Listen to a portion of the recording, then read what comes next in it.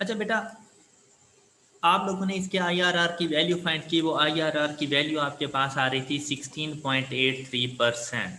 इधर मैंने लिख दिया इफ एनपीवी 0, तो लानी बात है कि एनपीवी 0 हो 16.83, तो ऐसे रेट ऑफ इंटरेस्ट को हम आईआरआर कहते हैं। क्लियर? जो कि आप लोगों ने मुझे फाइंड करके दे दिया। अगर आपको प्रीवियस लेक्चर याद हो तो इस क्वेश्चन से 10% रेट ऑफ इंटरेस्ट पर हमने एनपीवी की वैल्यू फाइंड की थी। क्या आपको याद है? Yes sir. Yes sir. तो यही एनपीवी की वैल्यू आई थी 20123। और अगर हमने ये भी कहा था कि अगर ये 20% रेट ऑफ इंटरेस्ट कर दूं तो एनपीवी की वैल्यू क्या आएगी, तो आपने मुझे वो भी फाइंड करके दी थी और आपने कहा था कि 20% पर एनपीवी की वैल्यू -7578। अगर आप अपना कल वाला यस सर। लेक्चर भी देख लेना तो आपको पता यस चल सर। जाएगा कि कल हम लोगों ने ये एनपीवी की वैल्यू फाइंड की थी। मतलब आपने ये कहा कि 10% पर एनपीवी की वैल्यू 20123 और 20% अगर रेट ऑफ इंटरेस्ट हो तो एनपीवी की value -7578। Right? Yes sir.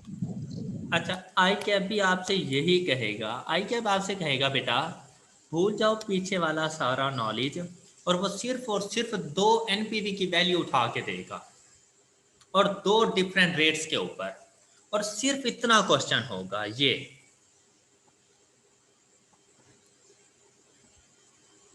NPV at 10% is 20123 and NPV as 20% is -7578। और आपसे कहेंगे फाइंड IRR की वैल्यू फाइंड करनी है। अब देखिए हमें तो इनफ्लो आउटफ्लो का तो पता ही नहीं है कि इनफ्लोज क्या है आउटफ्लोज क्या है, तो इक्वल किसको करें। तो ऐसी सिचुएशन में IRR को फाइंड करने के लिए IRR का फार्मूला यूज होता है। और IRR का फार्मूला उस वक्त अप्लाई होता है जहां पर आपके पास 2 डिफरेंट रेट ऑफ इंटरेस्ट पर 2 डिफरेंट एनपीवीज की वैल्यू हो।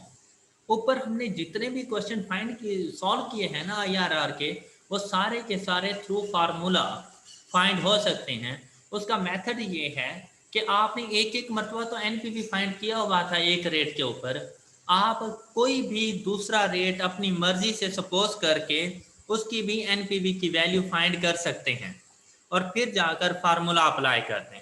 और हमारे पास IRR का फार्मूला है लोअर रेट, LR से मुराद है लोअर रेट। अब जैसे 10% एंड 20%, तो इन दोनों में से लोअर रेट कौन सा है? 10%। तो ये देखें, ये मैंने 10 लिख दिया, आपने सिर्फ 10 लिखना है, परसेंटेज नहीं लिखना, बस 10 लिख दिया, क्योंकि हम भी तो R फाइंड करने जा रहे हैं तो वो भी इन टर्म्स ऑफ परसेंटेज ही होगा, तो इसको कन्वर्ट करने की जरूरत नहीं है। तो लोअर रेट, आपने वो लोअर रेट लिख देना है, प्लस आपने फ्रैक्शन ऑन करनी और इस लोअर रेट के ऊपर एनपीवी की क्या वैल्यू है। तो इस लोअर रेट के ऊपर एनपीवी की क्या वैल्यू है हमारे पास 20123, तो न्यूमरेटर में वो आ जाएगी 20123 डिवाइडेड बाय, मतलब डिनोमिनेटर में पहुंचे तो यही एनपीवी की वैल्यू आपने नीचे लिख देनी है 20123। फार्मूले में नेगेटिव का साइन है तो ये हमने नेगेटिव का साइन लगाया फार्मूले का और हायर रेट के ऊपर एनपीवी की वैल्यू फाइंड की। तो हायर रेट के ऊपर एनपीवी की वैल्यू क्या है -7578। तो बेटा ये माइनस माइनस आपस में मल्टीप्लाई होकर ऐड हुए पड़े हैं। ये मत समझ लेना कि ऊपर नेगेटिव का साइन है तो नीचे बाय मिस्टेक पॉजिटिव हुआ होगा, तो ऐसा कुछ नहीं है। फार्मूले में नेगेटिव साइन ही है कि आपने एनपीवी एट लोअर रेट में से माइनस करना है एनपीवी एट हायर रेट। तो ये दोनों नेगेटिव नेगेटिव आपस में प्लस हो गए, तो हमने लिख दिया +7578। क्या आपको ये बात समझ आ गई? जी सर। और फिर जी फ्रैक्शन से बाहर निकलना है और फ्रैक्शन के बाद आपने इसको मल्टीप्लाई करना है फ्रैक्शन को हायर और लोअर रेट के डिफरेंस के साथ। अब मेरे पास हायर रेट कितना है 20 और लोअर रेट कितना है 10। 10। तो बेटा ये फार्मूला है। आप अगर ये वाली सारी चीज बहुत ज्यादा केयरफुली ये देखें, यहाँ पर बहुत जल्दी करने की जरूरत नहीं है। आपकी जल्दबाजी आपसे आपके 3 मार्क्स छीन लेगी, तो कोई जल्दबाजी करने की जरूरत नहीं है।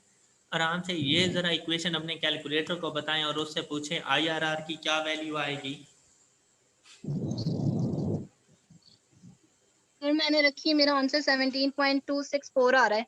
शाबाश। तो ये देखें ना, मैंने 17.26% यस लिखा सर, हुआ यही है। आ रहा है। यस सर, यही है। आईआरआर की वैल्यू 17.26%, ये इसका आंसर है जी। क्या आप सब लोगों को फार्मूले की समझ आ चुकी है? Yes sir. तो बेटा अगर आपको दो डिफरेंट रेट्स के ऊपर एनपीवीज की वैल्यूज दे दी जाएं तो क्या आप लोग आईआरआर फाइंड कर लेंगे? Yes sir. अच्छा, अब देखें यहाँ पर एक बात समझने वाली है। आपने फार्मूले से आईआरआर क्या फाइंड किया? 17.26। और ये जो एनपीवीज आई हुई है बेटा, इसी क्वेश्चन से आई है ना। ये देखें, इस क्वेश्चन से डाटा हमारे पास गिवन था, हमने तो यही क्वेश्चन फाइंड लिया ना। Yes sir. और इस क्वेश्चन से जब हमने कैलकुलेटर का यूज करते हुए, मतलब फार्मूला नहीं, यूजिंग कैलकुलेटर जब आईआरआर फाइंड किया, तब आंसर कितना आया? 16.83। 16.8। अब यहाँ पे 16.83 है, यहाँ पे 17.26 है। क्वेश्चन एक ही है, तो ठीक कौन सा है? तो ठीक कौन सा है? फार्मूले वाला। हाँ जी, ऊपर वाला, कैलकुलेटर वाला। जो कैलकुलेटर वाला है ना बेटा, वो एग्जैक्ट आंसर है, एग्जैक्ट जहां पर एनपीवी इज इक्वल टू 0 है। और ये जो है ना फार्मूले वाला बेटा, इसमें ना डेविएशन पाई जाती है, और ये प्लस माइनस 0.5% तक की डेविएशन हो सकती है। प्लस माइनस 0.5% तक की डेविएशन हो सकती है। आपने हमेशा अगर डाटा गिवन है तो आपने कैलकुलेटर यूज करना है। कैलकुलेटर से आंसर आ गया ना 16.83%, और वहां ऑप्शन में 17 पॉइंट समथिंग है या 16.3 है, तो बेटा आप टिक कर सकते हैं उसको। तो नन ऑफ दिस पे ना चले जाना। तो प्लस माइनस 0.5% तक की डेविएशन मौजूद होगी आपके सोल्यूशन में। क्लियर? क्लियर? Okay sir. अच्छा, अब इस ओके सर। डेविएशन की रीजन क्या है, मैं आपके साथ वो भी डिस्कस कर देता हूं। कुछ इस तरह से मैं आपके साथ डिस्कस करने वाला हूं आईआरआर का ग्राफ, आईआरआर एनपीवी का ग्राफ। बेटा ये एक्स एंड वाई एक्सिस दोनों होते हैं हमारे पास, ये इस तरह से, ये कोऑर्डिनेट सिस्टम। लेकिन मैंने एक्स एक्सिस पे रखा हुआ है रेट ऑफ इंटरेस्ट। बेटा क्या आप ऐसा कह सकते हो कि रेट ऑफ इंटरेस्ट नेगेटिव में होगा? Rate no of sir. Interest बेटा नेगेटिव नहीं में हो सर। सकता है? कभी आपने देखा है कि minus no 10% rate of interest charge करेंगे? नो। No sir. सर। तो मैं अगर मिनिमम वैल्यू भी रेट ऑफ इंटरेस्ट की चली जाए तो कितनी जाएगी? कि हम किसी किस्म का कोई इंटरेस्ट चार्ज नहीं कर रहे, मतलब 0। 0। Yes sir. ऐसा ही है ना। तो बेटा यही रीजन है कि मैंने इसको लेफ्ट हैंड साइड पे एक्सटेंड नहीं किया एक्स एक्सिस को, और एक्स एक्सिस के ऊपर रेट ऑफ इंटरेस्ट है। लेकिन एनपीवी तो पॉजिटिव नेगेटिव 0 कुछ भी हो सकती है जी सर। बेटा, इसीलिए एनपीवी पॉजिटिव नेगेटिव दोनों मौजूद हैं। और ये है इसका पॉइंट ऑफ ओरिजिन। इससे ऊपर एनपीवी की वैल्यू पॉजिटिव, इससे नीचे एनपीवी की value negative. Got it? Yes sir. अच्छा, अब left to right rate of interest increase होता जा रहा है। अब जैसे आप यहाँ पे देखें, ये 10%, ये 20%, और ये 10 और 20 के दरमियान कोई ना कोई वैल्यू। तो left to right rate of interest हमेशा इंक्रीज होता जाएगा। और जो हमारे पास एनपीवी का ग्राफ बनता है according to rate of interest, वो ये कर्व शेप बनती है जो आपको नजर आ रही है, कर्व शेप। और ये कर्व शेप मुझे ये बताती है कि जैसे रेट ऑफ इंटरेस्ट इंक्रीज करते जाएंगे, आपके पास एनपीवी की वैल्यू डिक्रीज होती जाएगी। Okay, rate yes of sir. Interest के इंक्रीज करने से एनपीवी की वैल्यू डिक्रीज हो जाएगी।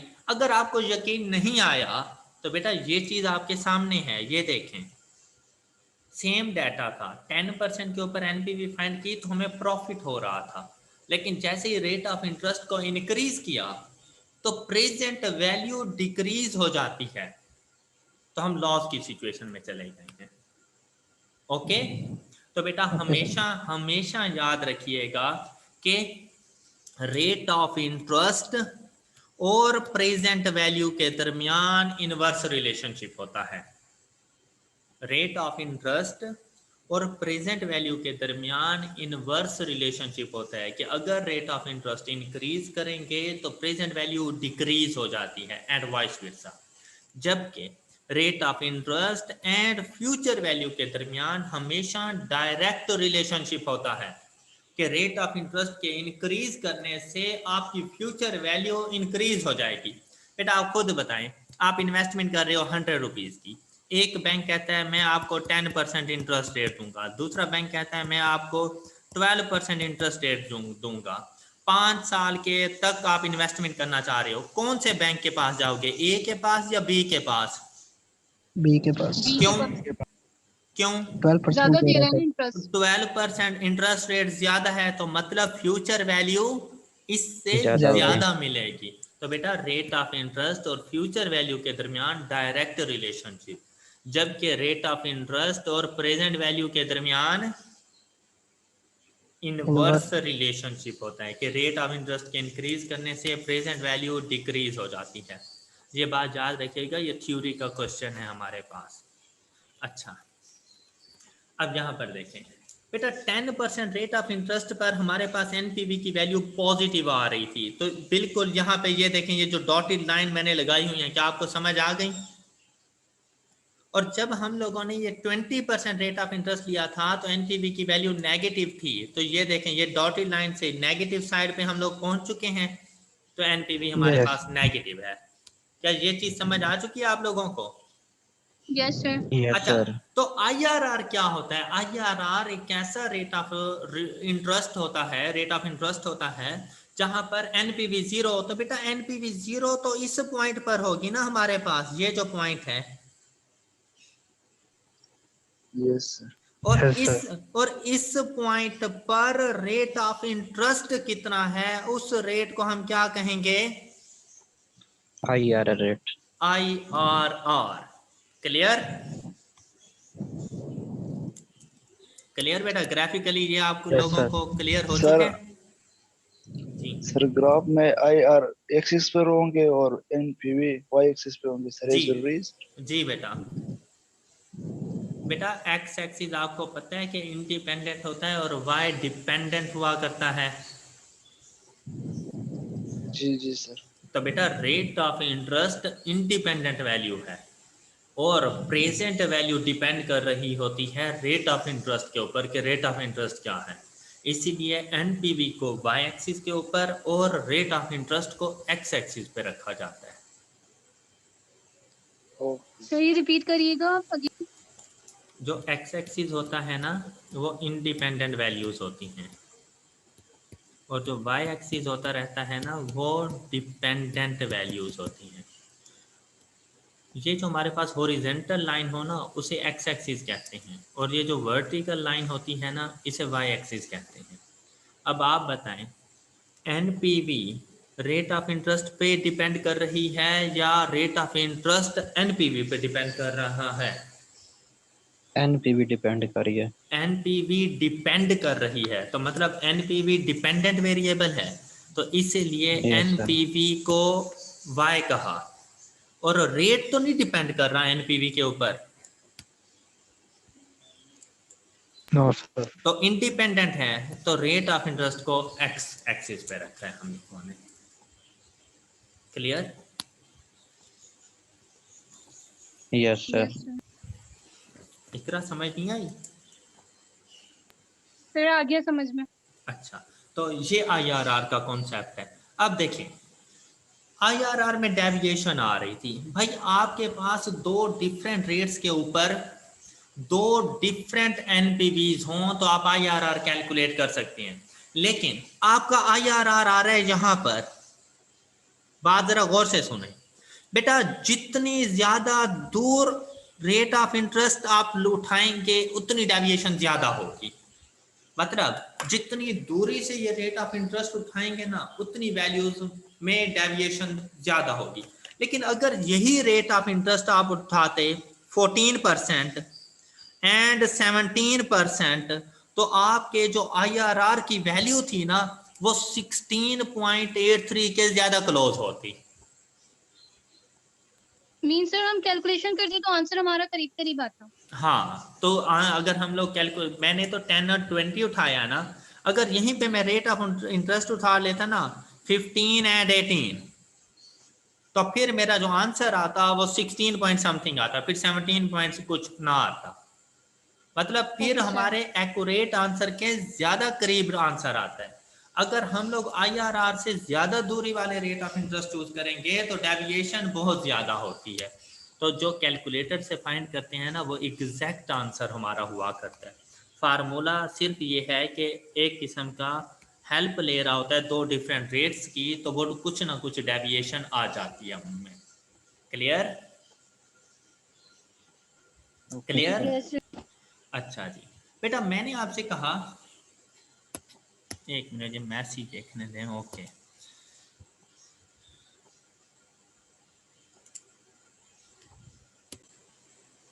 अगर बिजनेस करने के लिए जरूरी नहीं कि उस बिजनेसमैन का अपना ही पैसा यूटिलाइज हो रहा हो। एक बिजनेसमैन के पास हो सकता है इतना ज्यादा पैसा हो ही ना, तो वो क्या करता है कि वो बैंक से ना लोन लेता है। उसने 100 रुपीज का बैंक से लोन लिया। अब लाजमी बात है बेटा, बैंक कर्ज हंसना तो देता नहीं है, मतलब इंटरेस्ट चार्ज करता है। बैंक ने कहा कि भाई आप ये लोन ले जाओ, लेकिन मैं इसके ऊपर 10% इंटरेस्ट चार्ज करूंगा। इसका क्या मतलब कि जब हम लोग ये रिटर्न करने के लिए जाएंगे तो हम बैंक को वापसी कितने रुपीस देंगे? 110। 110 रुपीस। अब जो बिजनेसमैन बेटा बिजनेस कर रहा है वो बैंक के पैसे से कर रहा है, और बिजनेस इसलिए कर रहा है ताकि बेटा वो अपना रिस्क भी कमा सके, उसे भी कुछ बेनिफिट्स हो सके। तो अगर वो बिजनेस करता है तो उसे चाहिए कि वो 110 से ज्यादा की अर्निंग करे। 115, 120, 125 की अर्निंग करे। भाई 100 रुपीज इन्वेस्ट करके वो खुद कितना अर्न करें? 110 से ज्यादा। अब आप देखें, अगर वो, चले मैं थोड़ा सा इसको इंक्रीज कर देता हूं, मैं 125 कर देता हूं। अगर वो 125 रुपीज अर्न करता है तो इसमें से बैंक को रिटर्न कर देता है 110 रुपीज, तो उसका अपना बेनिफिट कितना होता है? 10 का 50। उसका अपना बेनिफिट कितने का होता है? 15. 15 रुपीज का। अच्छा, अब बेटा इज इट पॉसिबल कि 110 उसने बैंक को देने हैं और 108 रुपीज अर्न करे 100 रुपए से, और वो कहे यार 8 रुपए का मुझे बेनिफिट हो गया है, तो क्या आपको लगता है कि उसे 8 रुपए का बेनिफिट हुआ है? नो सर, क्या हुआ है? लॉस हुआ है। उससे तो 2 रुपीज का लॉस हो गया है, क्योंकि उसने बैंक को ही 110 रुपीज देने हैं। उसकी अर्निंग 108 की है, तो उसे तो 2 रुपीज का लॉस हो गया है। लेकिन अगर वो 110 रुपीज बैंक को पे करने और अर्न भी 110 करता है, तो बेटा उसकी एफर्ट की तो उसे कोई कीमत ही नहीं मिली। वो तो ब्रेक इवन पॉइंट पर है कि उसने ना कुछ खोया ना कुछ गेन किया। Right? Yes sir. Right? Yes sir. तो बेटा जिस रेट के ऊपर इंटरेस्ट लिया जाता है उसे कहा जाता है रेट ऑफ कैपिटल। उसे कहा जाता है rate of capital, cost of capital. ये जो इन्वेस्टमेंट हो रही है ये कैपिटल है, इस कैपिटल की कितनी कॉस्ट है? 10%। उसे कहा जाता है cost of capital, rate of capital, कि हम लोग लोन कितनी अमाउंट पे ले रहे हैं। तो आप देखें यहाँ पर जो हमें बेनिफिट्स हो रहे हैं, यहाँ पर जो हमें बेनिफिट्स हो रहे हैं, ये है हमारा अपना रेट ऑफ इंटरेस्ट। ये है हमारा अपना रेट ऑफ इंटरेस्ट कि हम लोग कितने इंटरेस्ट से बेनिफिट ले रहे हैं। इसे हम लोग कह देंगे अपना IRR, इसे कह देंगे अपना IRR। अब डिसीजन मेकिंग बहुत से तरीकों से हो सकती है, एनपीवी की वैल्यू पर भी हो सकती है, और एनपीवी के लिए हमने कहा था कि अगर एनपीवी की वैल्यू पॉजिटिव हो तो प्रोजेक्ट एक्सेप्टेड, और अगर नेगेटिव हो तो प्रोजेक्ट रिजेक्टेड। ऐसे ही था क्या? ऐसा ही Yes, था। sir. जी सर। लेकिन बेटा Yes, यहाँ पर अगर आपका कॉस्ट ऑफ कैपिटल का इंटरेस्ट रेट कम हो और आप उससे अर्निंग ज्यादा की कर रहे हो, तो फिर ऐसे प्रोजेक्ट को एक्सेप्ट कर लेना। आप IRR फाइंड करो। अब देखें ना, IRR यहां पर है ना,